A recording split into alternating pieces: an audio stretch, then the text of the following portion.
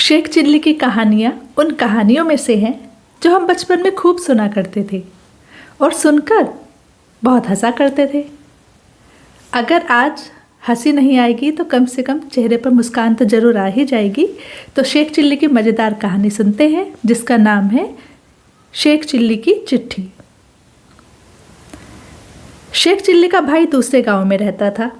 दोनों चिट्ठियों द्वारा एक दूसरे की खैर खबर लिया करते थे और जब भी मौका मिलता एक दूसरे के गांव जाकर मुलाकात कर लिया करते थे। एक दिन भाई के बीमार हो जाने की खबर शेख चिल्ली को मिली। उसने सोचा कि चिट्ठी भेजकर उसकी खैरियत पूछ लेता हूँ और चिट्ठी लिखने बैठ गया। चिट्ठी लिख लेने के बाद उसे भेजने की बारी आई। उन दिनों आजकल की तरह डाक सुविधाएं नहीं होती थी। लोग आने जाने वाले मुसाफिरों के हाथों ही चिट्ठियाँ भिजवाया करते थे। शेख चिल्ली के गांव के लोग क्या करते थे कि वहाँ नाई के हाथों ही चिट्ठियाँ भिजवाते थे और बदले में उसे कुछ पैसे दे दिया करते थे। चिल्ली चिट्ठी लेकर नाई के पास पहुँचा, लेकिन नाई भी उस वक्त बीमार चल रहा था। उसने कहा, भाई मैं तो खुद ही बीमार हूँ, मैं तो जाने में असमर्थ हूँ। अब शेख चिल्ली ने बहुत ढूंढा लेकिन उसे कोई गांव में ऐसा व्यक्ति नहीं मिला जो चिट्ठी पहुँचाने के लिए तैयार हो जाता। अब चिल्ली क्या करे? तो उसने सोचा कि अब तो कोई रास्ता है ही नहीं, भाई के पास जाकर चिट्ठी मुझे ही पहुंचानी पड़ेगी। अगले दिन सुबह सवेरे ही वह अपने गांव से निकल पड़ा। दिन भर का सफ़र पैदल करने के बाद वह शाम को अपने भाई के गांव पहुंचा। वहां अपने भाई के घर जाकर उसने दरवाजे पर दस्तक दी। भाई ने दरवाज़ा खोला और सामने देखा शेख चिल्ली खड़ा हुआ है।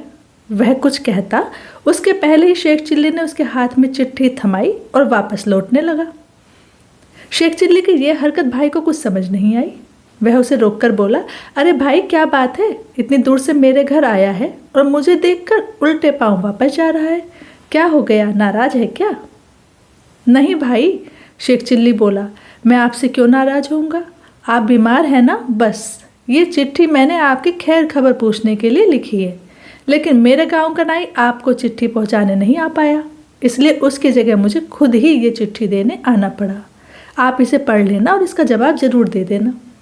इस बात पर हैरान भाई बोला, वो तो ठीक है, लेकिन जब तुम मेरे घर आ ही गए हो तो अंदर आओ, कुछ दिन यहीं रुको मेरे पास, फिर चले जाना। इतना सुनना था कि शेख चिल्ली बिगड़ गया। वह बोला, कैसी बात करते हो आप भाई और समझते क्यों नहीं हो? अभी मैं नाई की जगह आपको ये चिट्ठी देने आया हूँ, मैं उसका फ़र्ज अदा कर रहा हूँ। मुझे आपसे मिलना होता तो मैं ना चला आता, नाई की जगह क्यों आता? उसका हक्का बक्का भाई कुछ कह नहीं पाया और सिर पकड़कर वहीं बैठ गया और शेख चिल्ली वापस घर के लिए चला आया। शेख चिल्ली की और भी मज़ेदार कहानियाँ सुनने के लिए चैनल को प्लीज़ सब्सक्राइब ज़रूर करें, लाइक शेयर और कमेंट भी करें। धन्यवाद।